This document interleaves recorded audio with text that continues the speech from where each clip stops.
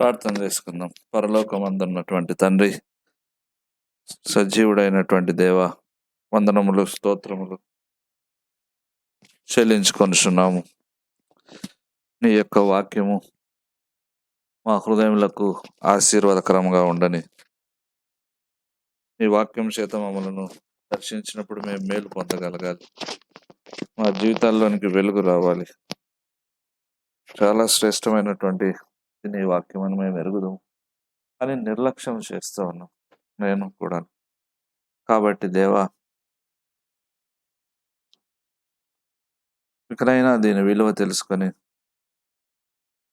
మేము బ్రతుకున్నట్లుగాను, నెమ్మదిగా ఉండగలిగినట్లుగాను, జయము చూడగలిగినట్లుగాను, వాక్యమును ప్రేమించేవారుగాను, చదువువారుగాను, పాటించేవారుగా చేయము. యేసునామమున అడుగుచున్నాం తండ్రి, ఆమేన్. ఫిబ్రవరికి రాసిన పత్రిక 4వ అధ్యాయము 14 నుండి 16 వరకు. ఫిబ్రవరి 4, 14 నుండి 16. ఆకాశ మండలం గుండా వెళ్ళిన దేవుని కుమారుడైన యేసును గొప్ప ప్రధాన యాజకుడు మనకున్నాడు గనుక మనం ఒప్పుకొనిన దానిని గట్టిగా చేపట్టుదుము. మన ప్రధాన యాజకుడు మన బలహీనతలెందు మనతో సహా అనుభవం లేనివాడు కాడు గాని సమస్త విషయములలోనూ మన వలనే శోధింపబడినను ఆయన పాపం లేనివాడుగా ఉండెను. గనుక మనం కనికరింపబడి సమయోచితమైన సహాయం కొరకు కృప పొందినట్లు ధైర్యంతో కృపాసనం వద్దకు చేరుదుము. వాక్యాంశము ప్రధాన యాజకుడు. ఈ 3 వచనాల్లో 4 విషయాలు మనం చూడగలము. మొదటిది, ప్రధాన యాజకుడు యేసుక్రీస్తే. ప్రధాన యాజకుడు పాపం లేనటువంటి వాడు. ప్రధాన యాజకుడు మనతో పాటు తను తాను కనపరుచుకున్నాడు, లేక మన వలె ఉన్నాడు. 4వది, చివరిది, ప్రధాన యాజకుడు మనకు సహాయం చేస్తాడు. మొదటిగా పాత నిబంధన యొక్క ప్రధాన యాజకత్వం చూస్తే మన క్రొత్త నిబంధనలో క్రీస్తు యాజకత్వం అర్థమవుతుంది. ముందే చెప్పాను, లేవి కాండం చదివితే ఫిబ్రవరికి రాసిన పత్రిక చక్కగా అర్థం అవుతుంది అని. ఎందుకంటే యాజకత్వం, పాత యాజకత్వం, కొత్తదైన యాజకత్వం 2 దాంట్లో రాశారు. పాత నిబంధన ప్రకారం ప్రధాన యాజకుడిని చూసినట్టయితే లేవీల ఇతరుల యాజకుల మాదిరి అన్ని మందిరంలో, టెంపుల్లో, ఆలయంలో పనులు చేస్తారు. అయితే ప్రత్యేకమైనటువంటి బాధ్యత ఒకటి ఉంది ప్రధాన యాజకుడికి. అతి పరిశుద్ధ స్థలంలోకి వెళ్ళటానికి ఆయనకు మాత్రమే పర్మిషన్ ఉంది. యెరూషలేము ఆలయంలో ఆవరణము, పరిశుద్ధ స్థలము, అతి పరిశుద్ధ స్థలం, అంతే. అక్కడికి వెళ్ళడానికి ఈయనకు మాత్రమే అధికారము ఉంది. అంతేకాకుండా ఈ ప్రధాన యాజకుడి యొక్క జీవన శైలి కూడా, జీవించే విధానం కూడా చాలా ప్రత్యేకమైనది. ఇష్టం వచ్చినట్టుగా జీవించడానికి వీల్లేదు. లేవీకాండం 21లో 10వ వచనం నుండి 15 వరకు చూడవచ్చు. నేను కొన్నే చదువుతాను. 11, అతడు శవం దగ్గరకు పోరాదు, తన తండ్రి శవం వలననే గాని తన తల్లి శవము వలననే గాని తను అపవిత్ర పరుచుకునరాదు. 13వ వచనం, అతడు కన్యకను పెళ్లి చేసుకునవలెను, విధవరాలిని, విడవబడిన దానిని, భ్రష్టురాలను అనగా జారస్త్రీలను అటివారిని పెళ్లి చేసుకొనక తన ప్రజల్లోనే కన్యకను పెళ్లి చేసుకొనవలెను. యెహోవాను నేను అతని పరిశుద్ధపరచువాడను గనక అతడు తన ప్రజల్లో తన సంతానమును అపవిత్రపరచకూడదని వారితో చెప్పుము. చూసారా, ఇంత స్ట్రిక్ట్ స్టాండర్డ్స్ ఉంటాయి ఆయన జీవించే విధానంలో. ఇది ప్రధాన యాజకత్వం. ఒకవేళ ప్రధాన యాజకుడే పాపం చేస్తే ఖచ్చితంగా చేస్తాడు, ఎందుకంటే మనిషి కాబట్టి. లేవీకాండం 4వ అధ్యాయంలో ఉంటుంది, 3-4 వచనముల్లో. ప్రజలు అపరాధులగునట్లు అభిషక్తుడైన యాజకుడు పాపం చేసినలా తాను చేసిన పాపమునకే నిర్దోషమైన కోడెదూడను యెహోవాకు పాప పరిహారార్థ బలిగా అర్పించవలెను. ప్రధాన యాజకుడు పాపం చేస్తే ప్రజలు అపరాధులు అవుతారన్నది. ఈయన పాపం చేస్తే ఖచ్చితంగా చేస్తాడు. పాపం చేసినప్పుడల్లా దూడను అర్పించాల్సి వస్తుంది. అదొకటైతే ప్రాయశ్చిత్త దినం, డే ఆఫ్ అటోన్మెంట్లో కోడెదూడను తీసుకొని అతి పరిశుద్ధంలోకి వెళ్ళినప్పుడు మొదట తన కొరకు అర్పించాలి, తన పాపల కొరకు. తర్వాత ప్రజల యొక్క పాపల కొరకు కూడా అర్పించాల్సి ఉంటుంది. అంటే యాజకుడు పాపం చేసిన అన్నమాట దేనికి సూచిస్తుంది? ఈ పాత నిబంధనలోని యాజకత్వం అంటే అహరోను వరుసలో వచ్చిన యాజకత్వము. ఈ యాజకులు పాపం లేనివారు కారు, వీరు పాపం చేయువారు అని. మరి వీళ్ళు చేసినప్పుడు పాపం చేసినప్పుడు పాప పరిహారార్థ బలి ఇవ్వాలనమాట. మోషే ధర్మశాస్త్ర ప్రకారము పాప పరిహారార్థ బలి ఏమిటండి? తెలిసి అజ్ఞానంగా తెలియక చేసినటువంటి తప్పిదముల కొరకు ఇచ్చేదే పాప పరిహారార్థ బలి. లేవికాండం 4వ అధ్యాయము 13, 14లో ఉంది. ఇశ్రాయేలీయుల సమాజమంతయు పొరపాటున ఏ తప్పిదము చేసి యెహోవా ఆజ్ఞలన్నిటిలో దేనినైనా మీరి చేయరాని పని చేసి అపరాధులైన యెడల, ఇది ఇంపార్టెంట్. వారు ఆ ఆజ్ఞకు విరోధంగా చేసిన పాపం తమకు తెలియబడినప్పుడు, అంటే గ్రహించినప్పుడు, అంటే ఇది పాపం చేశామే, సంఘము పాప పరిహారార్థ బలిగా ఒక కోడెదూడను అర్పించి ప్రత్యక్ష గుడారం యొక్క ద్వారమునకు దాన్ని తీసుకుని రావాలను. పాపం చేసిన వాడు ఆ కోడెదూడ మీద తల మీద చేయి పెట్టవలసి వస్తుంది. ఈ పాప పరిహారార్థ బలి అంటే తెలియక చేసిన పాపం వలన అర్పించబడి తర్వాత నేను పాపం చేశానని గ్రహించినప్పుడు, ఇది మనిషి పాపం చేసిన వ్యక్తి స్థాయిని బట్టి యాజకుడు, రాజు అయితే కోడెదూడలను వదిలిస్తారు. అదే ఇంకొకరైతే చిన్న వాటిని వదిలిస్తారు. ఇంకా బ బ బీదలైతే పావుర పిల్లలను ఇలాంటిగా లో ప్రైస్ ఉన్నటువంటి తక్కువ వెల కలిగిన వాటిని చెల్లిస్తారు. అంటే కాబట్టి ఈ పాప పరిహారార్థ బలి వేరు వేరు రకములుగా వారి స్థాయిని బట్టి నిర్ణయించబడింది కూడాను. ఇది ఓల్డ్ టెస్ట్‌మెంట్‌లో ఉన్నటువంటి యాజకత్వం. ఇప్పుడు హెబ్రీ పత్రిక 4:14-16 చూద్దాం. మొదట 14 వచనం. ఆకాశ మండలం గుండా వెళ్ళిన దేవుని కుమారుడైన యేసును గొప్ప ప్రధాన యాజకుడు మనకున్నాడు గనక, మనం ఒప్పుకొనిన దానిని గట్టిగా చేపట్టుదుము. యేసుక్రీస్తు ప్రధాన యాజకుడు. యాజకుడు అన్నట్టు ప్రధాన యాజకుడు అంటే దాని అర్థము మనిషికి, దేవునికి, తండ్రి అయిన దేవునికి మధ్యవర్తి అని. విజ్ఞాపన చేయువాడు. అంతేగాకుండా ప్రత్యేకమైన ఈ పనులు చేయుటకు ప్రత్యేకించబడినటువంటి వాడు. లేక పరిశుద్ధంగా ఉంచబడినటువంటి వాడు. ఇక్కడ 2 విషయాలు క్వెషన్స్ వస్తాయి మనకు 14వ వచనంలో. ఎందుకు యేసుక్రీస్తు మనకు గొప్ప ప్రధాన యాజకుడయ్యాడు? రెండవది, ఆయన ఎందుకు గొప్ప ప్రధాన యాజకుడు? ఎందుకు ఆయన ప్రధాన యాజకుడు? ఎందుకు ఆయన గొప్ప ప్రధాన యాజకుడని ఈ రచయిత అంటాడు. మొదటిది చూద్దాం. ఎందుకు ఆయన ప్రధాన యాజకుడయ్యాడు అంటే, ప్రధాన యాజకుడు అంటే ఏమని చూసుకున్నాం? యాజకుడు అంటే మధ్యవర్తి అని చూసుకున్నాం. మనిషికి, దేవునికి. అందుకే 1 తిమోతి 2వ అధ్యాయము 5వ వచనంలో 1 తిమోతి 2:5 దేవుడొక్కడే, దేవునికిని నరులకును మధ్యవర్తియు ఒక్కడే, ఆయన క్రీస్తు యేసు అను నరుడు.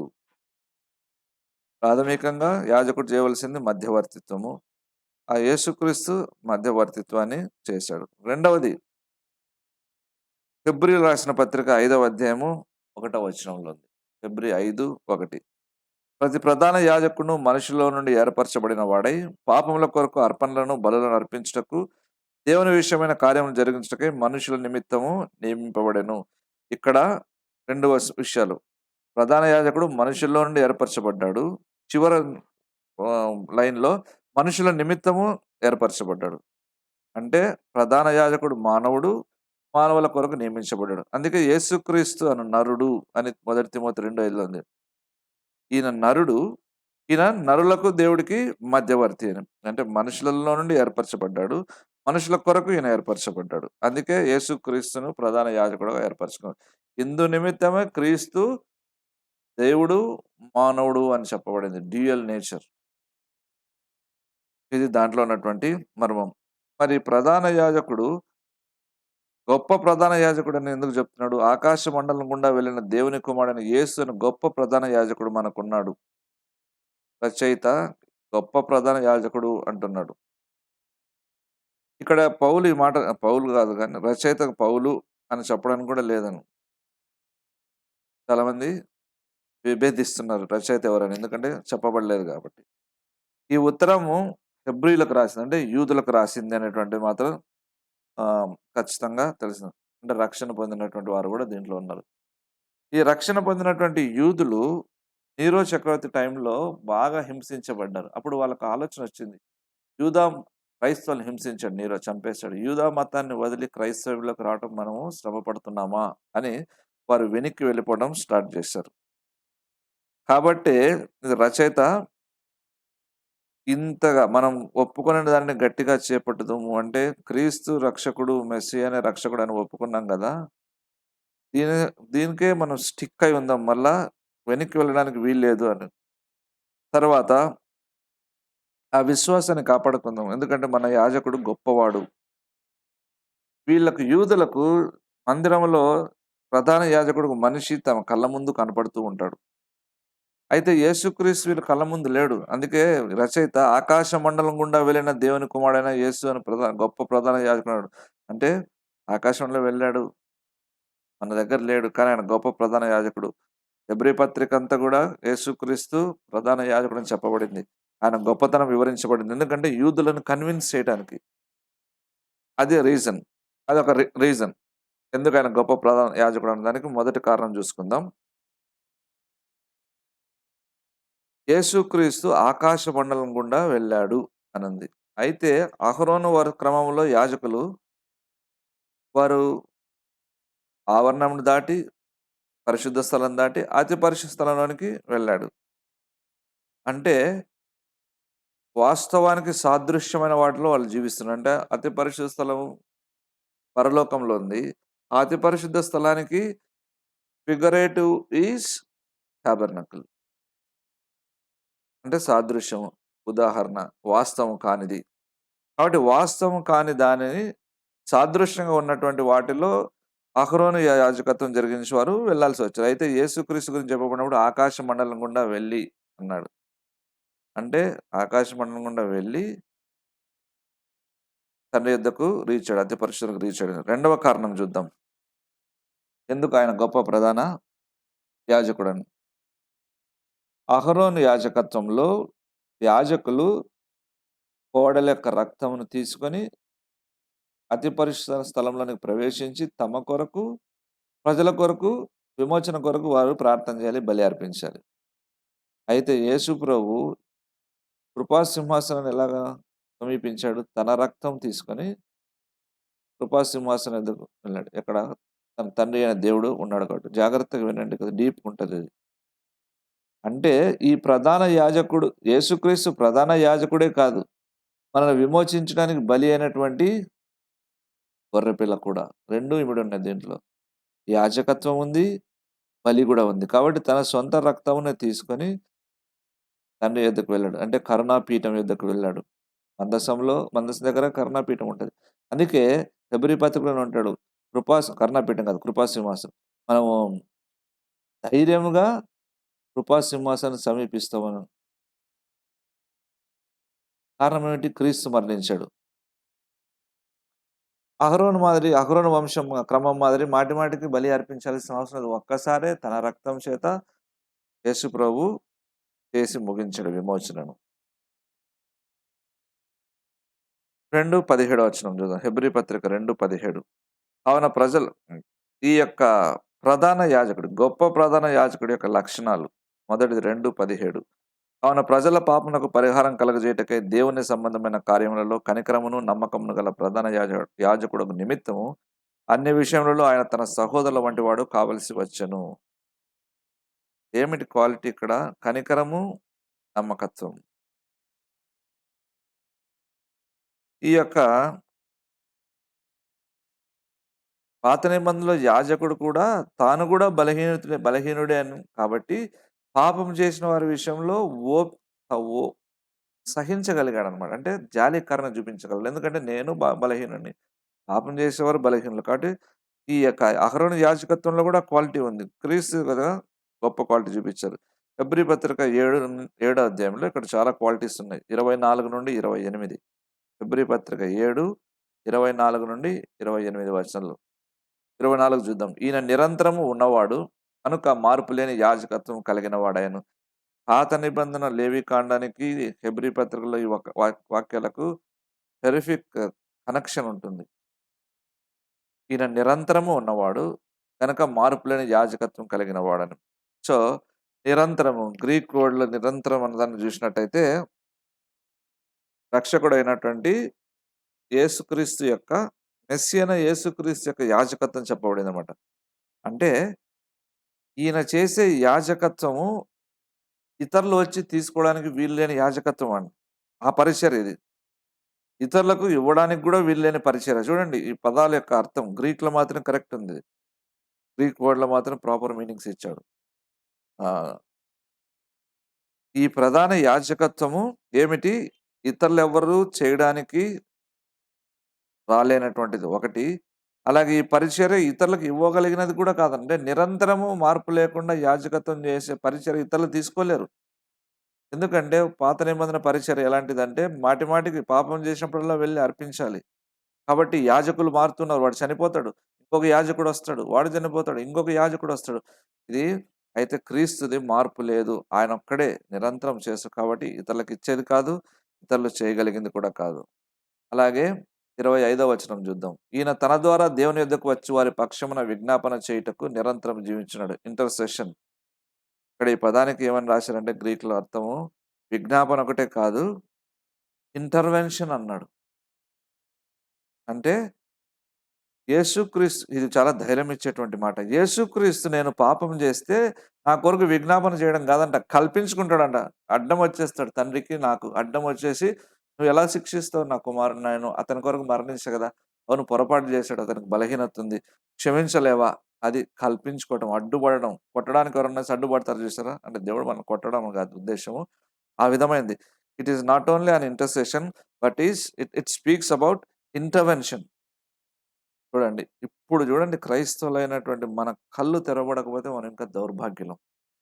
దేవునికి విలువివ్వకుండా, దేవుని కార్యములకు విలువివ్వకుండా, దేవుని పరిచర్యకు విలువివ్వకుండా, దేవుని వాక్యమును గౌరవించకుండా, దేవుని సేవకుల్ని గౌరవించకుండా బ్రతుకుతున్న మనకు ఇది కనువిప్పు కలగాలి. ఆయన విజ్ఞాపనే గాదు. ఆయన కల్పించుకుంటున్నాడు మనల్ని కాపాడడానికి. రోగములకు భయపడాల్సిన అవసరం లేదు. మరణమునకు భయపడాల్సిన అవసరం లేదు. దయ్యములకు భయపడాల్సిన అవసరం లేదు. రోడ్ల మీద వెళ్తే మనకు ప్రమాదాలు జరుగుతాయని భయపడాల్సిన అవసరం లేదు. మనల్ని ఎవరో ఏదో చేస్తారని భయపడాల్సిన అవసరం లేదు. మన మీద చెడు ప్రచారం చేసినప్పుడు మనకేదో అవుతుందని భయపడాల్సిన అవసరం లేదు. ఎదుటివారు మనకు తక్కువ చూపు చూస్తున్నారని భయపడాల్సిన అవసరం లేదు. Because he ఇంటర్సీడ్స్ and also he intervenes. ఇంత బ్యూటీ, ఇంత డెప్త్ అనేది క్రీస్తు యాజకత్వంలో ఉంటే ఆ క్రీస్తు విలువే లేదు. మనం చర్చికి సమయానికి రాము కదా మనం. దేవునికి కానుకలు ఇవ్వాలంటే చచ్చిపోతాం. 20 సంపూర్ణంగా రక్షించుటకు శక్తిమంతుడు. సంపూర్ణంగా అంటే శరీరము, ప్రాణము, ఆత్మ. పాపం వలన శరీరంకి మరణం వచ్చింది. మనసు భ్రష్టత్వం ఉంది. ఆత్మకు కల్మషం అంటింది కదా! 3 ఏరియాలు మనిషికున్న 3 భాగాల్లో గూడా భ్రష్టత్వం ఉంది. కాబట్టి సంపూర్ణంగా రక్షించడం ఏమీ మిగిలించడం లేదు. యేసుక్రీస్తు రక్తంలో కడగబడిన తర్వాత యూ ఆర్ కంప్లీట్‌లీ పూర్తిగా నీవు శుద్ధి చేయబడతావు. అది తెలుసుకోవాలి. నేను ఇలాంటోడిని, నేను ఇలాంటోడిని, నేను ఇలాంటోడిని అంటావు. కరెక్ట్ నువ్వు అలాంటోడివే. అలా అన్నీ తీసేసాడు. నాకెవ్వరు లేరు. నన్నెవరు పట్టించుకోరు అంటే, నీ వాక్యం చదువు అర్థం కాదు. కాబట్టి నువ్వు ఇలాంటి ప్రార్థనలు చేసి ఆత్మ న్యూనతా భావం ఇతరుల కంటే నేను తక్కువ వాడిని, తక్కువ దాని అని ఎప్పుడు ఏడుస్తుంటావు. ఇది నిజమైన పశ్చాత్తాపం కాదు. ఇది నీ యొక్క బలహీనతలు చూసుకొని నిన్ను నువ్వు తక్కువగా చేసుకొని ఏడుస్తున్న ఏడుపు తప్ప నువ్వు అనుకుంటావు ఇలా ఏడ్చి ప్రార్థన చేస్తాం పశ్చాత్తాపం అని కాదు. నిజమైన పశ్చాత్తాపం విధేయతలోనికి నడిపించాలి. కాబట్టి సంపూర్ణంగా రక్షిస్తాడు. ఆ రక్షించుటకు శక్తి కలిగినటువంటి వాడు అంట. దాని అర్థం ఏమిటి? ఒక్కొక్క వర్డ్ చాలా వెయిట్ ఉన్నటువంటి అర్థం ఉన్నటువంటిది. శక్తి అంటే ఏమిటి? ఎందుకు శక్తి గురించి చెప్పాడు? అహరోను యాజకత్వంలో వీడికి శక్తి లేదు. ఎందుకంటే వీడి కొరకు బలి అర్పించాలి. పాపల కొరకు ఇతరుల కొరకు బలి అర్పించాలి. శక్తి లేదు. తను క్లెన్స్ అవ్వాలి. ఇతరులను క్లెన్స్ చేయాలి. యేసుక్రీస్తు అలా గాదు. ఒకసారే పాపం అర్పించాడు. పాపం లేనివాడు శక్తిమంతుడు. ఫిబ్రవరి 4:14 ఆకాశమండలం గుండా వెళ్ళిన దేవుని కుమారుడైన యేసును గొప్ప ప్రధాన యాజకుడు మనకున్నాడు కనుక మనం ఒప్పుకొనిన దానిని గట్టిగా చేపట్టుదుము. ఇక్కడ రచయిత ప్రధాన యాజకుడు యేసు అని ఎందుకు ఫోకస్ చేస్తున్నాడు అంటే యూదులకు రాస్తున్నాడు. మారు మనసు యూదమతం నుంచి క్రైస్తవులకు వచ్చిన యూదులకు రాస్తున్నాడు. నీరో చక్రవర్తి వలన వచ్చిన శ్రమలను బట్టి అలాగే యూదుల వలన వచ్చిన శ్రమలను బట్టి వీరు ఐసోలేట్ అయిపోతుంటే క్రైస్తవులైనటువంటి వారు, ఈయన యూదులు క్రైస్తవ్యాన్ని వదిలేయాలనుకుంటున్నప్పుడు, అలాగే ప్రధాన యాజకుడి విషయంలో కనబడని ప్రధాన యాజకుడు వారికి పాత నిబంధనలో ప్రధాన యాజకుడు సంవత్సరానికి ఒకసారి వెళ్ళేవాడు కాబట్టి వారి శరీరం చూసేవాళ్ళు, భౌతికంగా చూసేవాళ్ళు. కానీ ఇప్పుడు యేసుక్రీస్తు ప్రధాన యాజకుడు వారి మధ్య లేడు కాబట్టి వాళ్ళంతా కన్ఫ్యూజన్ ఉన్నారు. అందుకే రచయిత ఈ విధంగా ఫోకస్ చేయాల్సి వచ్చింది. రెండవ అంశం చూసినట్టయితే 4వ అధ్యాయము 15వ వచనం, హెబ్రీలకు రాసిన పత్రిక. మన ప్రధాన యాజకుడు మన బలహీనతలందు మనతో సహా అనుభవం లేనివాడు కాడు, కానీ సమస్త విషయంలోనూ మన వలనే శోధింపబడినను ఆయన పాపం లేనివాడుగా ఉండెను. అంటే మన ప్రధాన యాజకుడైన క్రీస్తు పాపం లేనటువంటి వాడు. ఈయన కనిపించడు, అయితే మన మాదిరే శోధింపబడ్డాడు, పాపం లేకుండా జీవించాడని చెప్పడం రచయిత యొక్క ఉద్దేశం. సో ఈ పత్రికను, హెబ్రీ పత్రికను చదువుతున్నప్పుడు మనం యూదులను దృష్టిలో ఉంచుకొని చదవాలి. లేకపోతే ఈ పాయింట్స్ అన్ని, ఈ వర్సెస్ అన్ని రాయబడినవి ఏవి అర్థం కావు. వాళ్ళకు అర్థమయ్యే రీతిలో రాసుకుంటూ వెళ్ళాడు. మరి మన బలహీనతలు ఎందు అన్నాడు. మన బలహీనతలు ఏమిటి? శారీరకమైనవి, నైతికమైనవి. ఇవి మనల్ని పాపం వైపు మొగ్గేటట్టుగా చేస్తాయి. మారల్ అండ్ ఫిజికల్ సిన్స్ పాపం వైపు లాగుతాయి అన్నమాట. యేసుక్రీస్తు అన్ని విషయంలో మన వలె శోధింపబడ్డాడు. యెషయా గ్రంథం 53, 3, 4, 5 వచనములు చూస్తే ఆ పోలిక ఉంటుంది. యెషయా 53, 3, 4, 5. అతడు తృణీకరింపబడిన వాడు నాయను, మనుషుల వలన విసర్జింపబడిన వాడును, వ్యసనాక్రాంతుడుగాను, వ్యాధి అనుభవించిన వాడుగాను, మనుషులు చూడలేని వాడుగాను ఉండెను. అతడు తృణీకరింపబడిన వాడు గనక మనం అతడిని ఎన్నిక చేయకపోతేమి. తర్వాత మిగతా 4, 5 వచనాలు మీరు చూసుకోండి. ఇక్కడ సహానుభవం, దేంట్లో సహానుభవము? మనుషులు విసర్జిస్తే, దగ్గర తీయకుంటే, పడేస్తే, దూరం పెడితే ఎలా ఉంటుందో అది అనుభవించాడు. తర్వాత మనుషులు ఎగతాళి చేశారు, విమర్శించారు, సేవను అడ్డుకున్నారు పరిసయ్యులు, శాస్త్రులు. కాబట్టి అన్నీ భరించాడు, అన్నీ అనుభవించాడు. కాబట్టి ఈ విషయంలో బాధ ఎలాంటిదో కూడా ఆయన ఎరిగి ఉన్నవాడని రచయిత చెప్తున్నాడు. మరి యేసుక్రీస్తు మన వలే శోధింపబడ్డాడు అండి. 15వ వచనంలోనే 2వ లైన్లో ఏం శోధించబడ్డాడు? ఎలాగా? మత్తయి సువార్త 4వ అధ్యాయంలో సాతాను యేసు ప్రభువును శోధిస్తాడు. మొదటి శోధన చూసినట్టయితే శరీర సంబంధమైనది, శరీరాశ. 3వ వచనం, ఆ శోధకుడు ఆయన యొద్దకు వచ్చి, నీవు దేవుని కుమారుడవైతే రాళ్ళు రొట్టెలగునట్లు ఆజ్ఞాపించు అన్నాడు. 2వ శోధన 5, 6 వచనంలో జీవపు డంబము. అంతటి అపవాది పరిశుద్ధ పట్టణమునకు ఆయనను తీసుకొని పోయి దేవాలయ శిఖరమును ఆయన నిలవబెట్టి, నీవు దేవుని కుమారుడవైతే క్రిందికి దుముకుము, ఆయన నిన్ను గూర్చి తన దూతలకు ఆజ్ఞాపించును, నీ పాదం ఎప్పుడైనా రాతికి తగలకుండా వారు నిన్ను చేతులతో ఎత్తి పట్టుకుంది. 3వ శోధన 8, 9 వచనములు నేత్రాశ. మరలా అపవాది మిగిల ఎత్తని ఒక కొండ మీదకి ఆయన తోడుకొని పోయి, ఈ లోక రాజ్యములన్నిటినీ వాటి మహిమను ఆయనకు చూపి, నీవు సాగిలపడి నాకు నమస్కారం చేసిన వీటన్నిటిని నీకు ఇచ్చదని ఆయనతో చెప్పాను. శరీరాశ, జీవడంబము, నేత్రాశ మనకున్నవి ఇవే. ఈ మూడింటి గుండా కూడా క్రీస్తు వెళ్ళవలసి వచ్చింది. అందుకే రచయిత రాస్తున్నాడు, మన వలె శోధింపబడినను, సమస్త విషయంలో మన వలె శోధింపబడను. ఎవరికైనా ఓపిక ఉంటే దీని మీద ధ్యానించండి. సమస్త విషయంలో ఏమవి ధ్యానించండి. కాబట్టి మన ప్రధాన యాజకుడు మన బలహీనతలందు మనతో సహా అనుభవం లేనివాడు కాడు, కానీ సమస్త విషయంలో మన వలె శోధింపబడినను పాపం లేకుండా ఉన్నాడు అని చెప్తున్నాం. దేవుడు మన బలహీనతలు భరించాడు అంటే నా అభిప్రాయంలో ఆలోచనలో, క్రియల్లో అయితే కాదు.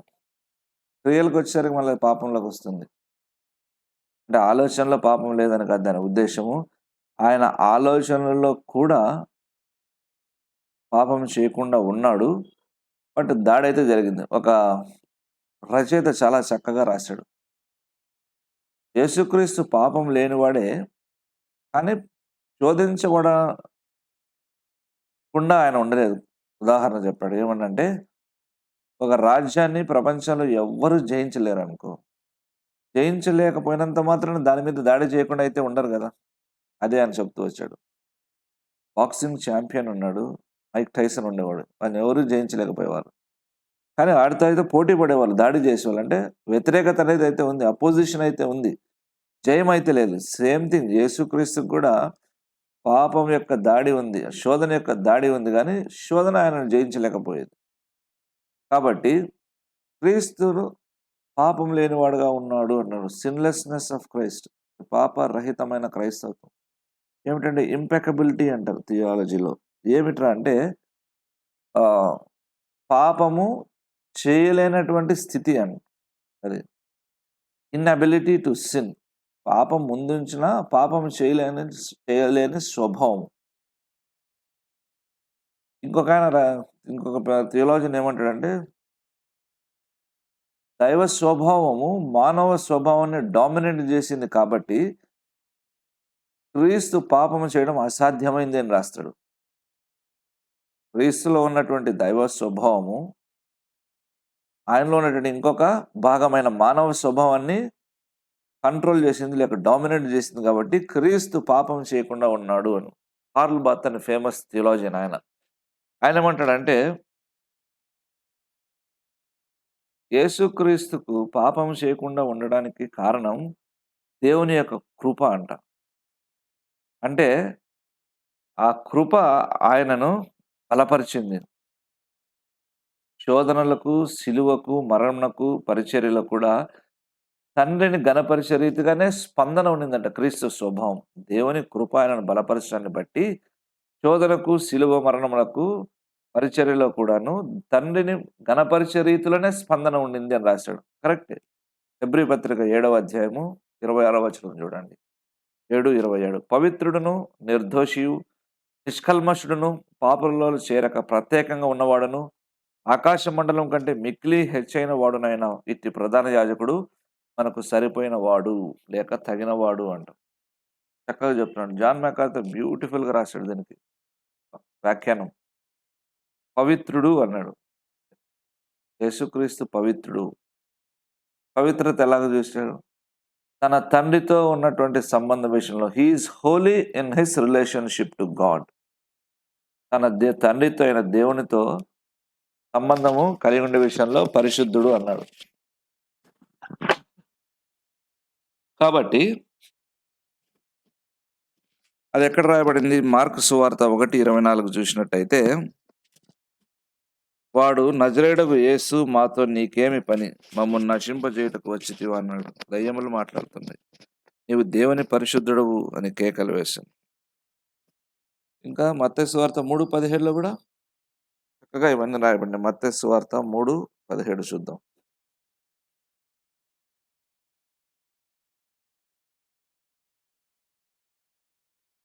మరియు ఇదిగో ఈయనే నా ప్రియ కుమారుడు, ఈయన యందు నేను ఆనందించుచున్నానని ఒక శబ్దం ఆకాశం నుండి వచ్చెను. ఊరికెందుకు ఆనందిస్తారు? పాపం లేకుండా పరిశుద్ధత ఉంటేనే. కాబట్టి ఫిబ్రవరి 7:26లో చెప్పిన మొదటి మాట, పవిత్రుడు. తన తండ్రితో సంబంధ విషయంలో పవిత్రుడు. పయటీ వితౌట్ పొల్యూషన్ అంట. అంటే కల్మషం లేనటువంటి భక్తి. రెండవది నిర్దోషి. మనుషులతో సంబంధ విషయంలో in his relation to man. ఎన్‌కేజీవీలో హి ఈస్ హార్మ్‌లెస్ అని ఉంది. అంటే ఏ చెడు గాని, ఏ విధమైనటువంటి కపటం గాని లేనటువంటి వాడు. యోహాను సువార్త 8వ అధ్యాయము 46వ వచనం. యోహాను సువార్త 8వ అధ్యాయము 46వ వచనం. నా యందు పాపమున్నదని మీలో ఎవడు స్థాపించును? నేను సత్యం చెప్పుచున్న యెడల మీరెందుకు నన్ను నమ్మరు? హార్మ్‌లెస్ అంటే లిటరల్‌గా తీసుకున్నట్టయితే హాని చేయలేనటువంటి స్వభావం కలిగినవాడు. చెడు, దుష్టత్వము, కపటం ఉన్న వాళ్ళు హాని చేస్తారు. ఎందుకంటే వాళ్ళు ముందు ఒక మాట వెనక ఒక మాట మాట్లాడరు. కాబట్టి వీళ్ళ వల్ల హాని కలుగుతుంది. బట్ యేసుక్రీస్తు మనుషుల సంబంధ విషయంలో ఇతరులకు హాని చేసేవాడు కాదు. తండ్రి వీరేమి చేయుచున్నారో వీరెరుగరు కనుక వీరిని క్షమించమని తన హంతకుల కొరకు ప్రార్థన చేసినటువంటి వాడు. తర్వాత ఫిబ్రవరి 7:26 చూద్దాం. నిష్కల్మషుడు. అన్‌డిఫైల్డ్. మరలా తనతో సంబంధం వచ్చేసరికి in relationship to himself he is undefiled అంట. అంటే ఫ్రీ ఫ్రమ్ కంటామినేషన్ అని రాసాడు. అంటే ఏ విధమైన మలినం లేదు. ఇప్పుడు మనమున్నాం. మన ఆలోచనలు, మన శరీర సంబంధమైన కోరికలు వీటన్నిటి ద్వారా మనం మలినపరచబడతాం. కానీ ఆయన అలాంటి వాడు కాదు. తనతో తను పోల్చుకున్నట్టయితే పోల్చుకొని చూచినప్పటికీ ఆయనలో మలినం అన్నటువంటిది లేదు. మొద తర్వాత పాపుల నుండి వేరుపరచబడ్డాడంట. 1 పేతురు 1:19. 1 పేతురు 1:19. అమూల్యమైన రక్తము చేత అనగా నిర్దోషమును, నిష్కళంకమును అగు గొర్రెపిల్ల వంటి క్రీస్తు రక్తము చేత విమోచింపబడితిరని మీరు ఎరుగుదురు గదా! నిర్దోషము, నిష్కళంకము గొర్రెపిల్ల క్రీస్తు. ఆయనలో దోషము లేదు. ఆయనలో కళంకము లేదు. ఇదే హెబ్రీ పత్రికలో రాస్తూ వచ్చాడు. ప్రధాన యాజకుడు ఇలాంటి వాడురా బాబు! పాపులలో చేరక ప్రత్యేకంగా ఉన్నవాడు అంటున్నాడు. పాపులతో కలిసి ఉన్నప్పటికీ, విందు చేసినప్పటికీ, సహవాసం చేస్తున్నప్పటికీ వారి పాప స్వభావం ఈయనకు అంటలేదు. ఈయనను మలినపరచలేదు. అసలు ఈయనలో పాప స్వభావమే లేదు అంటున్నాడు. ఈయనలో పాప స్వభావమే లేదు అంటున్నాడు. ఎందుకంటే పాప స్వభావం మనంలో ఉంది. ఆదాం పాపం చేయడం వల్ల మన స్వభావం భ్రష్టు పట్టింది. ఈ పాప స్వభావం యొక్క లక్షణం ఏమిటి? పాపం చేయుటకు ఉత్పత్తి స్థానం ఇది. It is source of sin. మన స్వభావం పాపంతో కూడినది కాబట్టి, పాపం చేయుటకు ఇది కారణమవుతుంది. అసలు ఆయన స్వభావంలోనే పాపం లేనప్పుడు, పాపం ఎలా చేయగలడు? దాన్నే రచయిత మాట్లాడుతున్నాడు. హై ప్రీస్ట్‌ని హైలైట్ చేసి అంటే యేసుక్రీస్తు ప్రధాన అయినటువంటి యేసుక్రీస్తును పైకెత్తుతున్నాడు. ఉన్నతంగా చూపిస్తూ ఉన్నాడు. ఎందుకని వీళ్ళు యూదులు మారు మనసు పొందిన యూదులు నమ్మడానికి. చివరిది చూద్దాం. 16వ వచనం హెబ్రీ పత్రిక 4:16. కనుక మనం కనికరింపబడి సమయోచితమైన సహాయం కొరకు కృప పొందినట్లు ధైర్యంతో కృపాసనం నొద్దకు చేరుదాము. ఇక్కడ 2 విషయాలు కనికరము, కృప. ఈ అర్థాలు నేను ఫస్ట్ టైమ్ చూసిన గ్రీక్ వర్డ్ బుక్‌లో చూసినప్పుడు ఇది నాకు అర్థమవుతుంది. Theological word of old testaments. స్వాట్ అంటారు. తర్వాత సూయట్ ఆయన పేరు. ఆయన రాశాడు పుస్తకాలు. కనికరము అంటే కనికరం దేనికంటే గతంలో చేసిన పాపముల కొరకు అని. Mercies for past since. మరి కృప దేని కొరకంటే భవిష్యత్తు శ్రమలను ఎదుర్కోవడానికి, భవిష్యత్తు పని చేయడానికంట. అందుకే కనికరింపబడి సముచితమైన సహాయం కొరకు కృప పొందినట్లు భవిష్యత్తులో గతంలో కనికరింపబడి భవిష్యత్తులో చక్కగా బ్రతుకున్నట్లు మనకు కనికరము అవసరము. కనికరం తర్వాత కృప అవసరం. కనికరం అంటే జస్టిఫికేషన్, నీతిమంతులుగా తీర్చబడ్డం. కృప అంటే సాంక్టిఫికేషన్, పరిశుద్ధపరచబడటం. మనము నీతిమంతులుగా తీర్చబడటానికి దేవుడు మనల్ని గత పాపముల విషయంలో కనికరించి క్షమించాలి మనం ఆయన యొద్దకు వచ్చినప్పుడు. మనం పరిశుద్ధపరచబడుతూ వెళ్ళాలంటే మనకు ఆయన కృప అవసరం. అందుకే మనము కృప అంటే ఏమిటంటే ఇంకొక నిర్వచనం, డెఫినిషన్ అనుదినము మనం బ్రతుకుటకు, లోకంలో బ్రతుకుటకు, జయించుటకు అవసరమైన శక్తిని ఇచ్చినటువంటిదే కృప అంటాడు. కాబట్టి తర్వాత కృపాసమనం అంటాడు. కృపాసనం పాత నిబంధనలో మందసం ఎక్కడైతే ఉందో, నిబంధన మందసాన్ని ఆయన సింహాసనము అంటారు. పాత నిబంధనలో. నిబంధన మందసం ఆయన సింహాసనం. 2 సమూయేలు 6వ అధ్యాయము కీర్తనలు 80, 99లో 22లో ఇవి చూడవచ్చు. అయితే ఈ యొక్క నిబంధన మందసాన్ని ఎవరు సమీపించలేరు. అది సెపరేట్ అయి ఉంటుంది. ఒక సంవత్సరానికి ఒకసారి మాత్రమే ప్రధాన యాజకుడు వెళ్ళాలి. కాబట్టి మిగతా వాళ్ళకి అవకాశం లేదు. అందుకే ఇక్కడేమంటున్నాడు, మీరు ధైర్యముతో కృపాసనం యొద్దకు చేరుడు. ఎందుకు?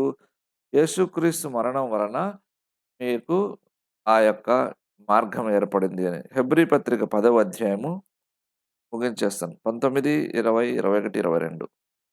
హెబ్రీలకు రాసిన పత్రిక 10వ అధ్యాయము 19 నుండి. సహోదరులారా, మన యేసు మన కొరకు ప్రతిష్ఠించిన మార్గమున అనగా నూతనమైనదియు, జీవము గలదియు, ఆయన శరీరమున తెర ద్వారా ఏర్పరచబడినదియు నైన మార్గమున ఆయన రక్తం వలన పరిశుద్ధ స్థలమునందు ప్రవేశించుటకు మనకు ధైర్యం కలిగి ఉన్నది. ఈ 2 చాలు, 2 వచనాలు 19, 20. నూతన మార్గము అంట. అది రోడ్ అని పిలుస్తాడు మూల భాషలో. ఏమిటి నూతన మార్గము? క్రీస్తు రక్తం వలన మనము కడగబడి విమోచించబడిన తర్వాత తండ్రి యొద్దకు వెళ్ళి ప్రార్థన చేయుటకు మనకు మార్గం సుగమమైంది. ఇదే నూతన మార్గం. పాత మార్గం ఏంది? అది ప్రధాన యాజకుడు వెళ్ళి చేసేటువంటిది. మనం వెళ్ళగలిగినది కాదు. కాబట్టి ఆయన శరీరం అను తెర. పాత నిబంధనలో ప్రత్యక్ష గుడారంలో తెరలుంటాయి. ఆ తెర, అందుకే ఆ తెర చింపివేయబడింది అంటారు. అంటే యేసుక్రీస్తు శరీరము నలగొట్టబడినది, మరణించింది, తిరిగి లేచింది, రక్తం కార్చబడింది. కాబట్టి దీని వలన మార్గం ఏర్పడింది. నువ్వు ధైర్యంగా వెళ్ళిపోవచ్చు. నువ్వు భయపడాల్సిన అవసరం లేదని యూదులతో మాట్లాడుతున్నాడు. మనతో కూడా అంతే. యూదులకు అతి పరిశుద్ధ స్థలాన్ని గురించి ఆలోచించడానికి వణికిపోతారు వాళ్ళు. అక్కడెళ్తే చచ్చిపోతారు. అందుకే ప్రధాన యాజకుడు వెళ్ళినప్పుడు వాడి నడుముకి ఒక తాడు గంట కట్టి లోపలికి వదులుతాడు. వాడు ఏదైనా పాపం చేసి పాపం విషయంలో ప్రక్షాళన కలగకపోతే వెంటనే చచ్చిపోతాడు. మనిషి కదులుతుంటే గంట శబ్దం వినిపిస్తుంది కాబట్టి ఓహ్! బ్రతికే ఉన్నాడు అనుకుంటారు. గంట శబ్దం వినిపియలేదంటే తాడు బట్టి లాగేస్తారు. శవం బయటకు రావాల్సిందే. అందుకే వాళ్ళకి చాలా భయం అతి పరిశుద్ధ స్థలం. అందుకే యూదులతో ఆ మాట "అరే! మీరు భయపడకూడదు. ఎందుకు? ధైర్యముతో కృపాసనం యొద్దకు చేరుదము. మనం వెళ్దాం" అంటున్నాడు. ఎందుకు? క్రీస్తు శరీరము అనే తెర చీల్చివేయబడినది. ఆయన రక్తం ఏం చేసింది? విమోచన కలిగించింది. కాబట్టి మనల్ని ఆపేవారు లేరు. ఇంత ఉంది ప్రధాన యాజకత్వంలో. మరి క్రీస్తు బలియాగము మన కొరకు చేసిన విమోచన, ఆయన కార్యంలో ఎంత లోతు ఇమిడి ఉన్నప్పుడు, ఆ యేసుక్రీస్తుకు విశ్వాసంతో ప్రార్థన చేసి కొంతమంది రక్షణ ఎందుకు పొందలేరో అర్థం కాదు. వారి హృదయాల్లో బండలని. ఏడవండి. దేవుని దగ్గరికి వెళ్లి వాక్యాన్ని ముందు పెట్టుకుని హెబ్రీ పత్రిక 4వ అధ్యాయము, 10వ అధ్యాయము, ఇంత చేసావే మేము ఇంకా మేలు పొందటం లేదు. మమ్మల్ని కరుణించు దేవా అని ప్రార్థన చేయండి. ప్రార్థించుకుందాం. పరిశుద్ధ తండ్రి, నీ కుమారుడైన క్రీస్తు శరీరం అనే తెర చీల్చివేయబడినది. రక్తం చేత పట్టుకొని ప్రవేశించాడు ఒక్కసారి. ఆయన రక్తం వల్ల మాకు విమోచన వచ్చింది. కాబట్టి మేము నీ తండ్రి నీ యొద్దకొచ్చి ఇప్పుడు చేసినట్లుగా స్వేచ్ఛగా, ధైర్యంగా, భయం లేకుండా, కొన్నిసార్లు జ్ఞానము, గ్రహింపు లేకుండా చేసినా కూడా ఈ అతి పరిశుద్ధ స్థలమైనటువంటి కృపా సింహాసనం ఎదుట మేము చంపబడటం లేదు. నీ ప్రేమ కొరకు, ప్రణాళిక, ప్రావిడెన్స్ కొరకు స్తోత్రం. మా కన్నులు తెరువుము, మా హృదయములను మెత్తన చేయము. నీ త్యాగమును, ప్రేమను అర్థం చేసుకున్నటకు యేసు నామమున అడుగుచున్నాను తండ్రి. ఆమేన్.